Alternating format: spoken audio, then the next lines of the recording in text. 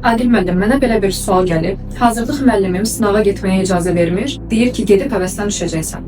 Bu yanaşma nə dərəcədə doğrudur? Ümumiyyətlə həmişə reallıqlarla üzləşmək lazımdır. Bunun nəticəsi istər pis olsun, istər yaxşı olsun. Əgər bir insan, fərd reallıqlarla üzləşmək istəmirsə, burada yalan və yaxud da ki, işin keyfiyyətsizliyi ortaya çıxa bilər deməklə bu mesajı verir. Bizim nə qədər o təcrübəmizdə ki, şagirdlər zəif olur, valideyn onu yoxlamaq istəyir və hansısa bir kurslarda, biz həmişə açıq olur. Yəni buyur, övladını göndər imtahanlara, onlar yoxlasınlar. Hətta bunların nəticələri bizə də maraqlı olur ki, başqa fərqli yerlərdə onların nəticələri necə olacaq. Və bu açıq fikirlilik, inkişafa həmişə təkan verir, inkişafa açıqlığı göstərir. Əgər yox, gizlin bir şəkildə bir müəllim şagirdin belə deyək də nəticəsini gizlədirsə, valideyndən gizlədirsə, bu yaxşı hal deyil. Və yaxud da ki, şagird motivasiyadan düşəcək deyə onu imtahana göndərmirsə, sınavlara göndərmirsə, bu da yaxşı hal deyil. Şagirdin motivasiyasının imtahandan düşəcəksə, deməli burada valideyn şagird münasibətləri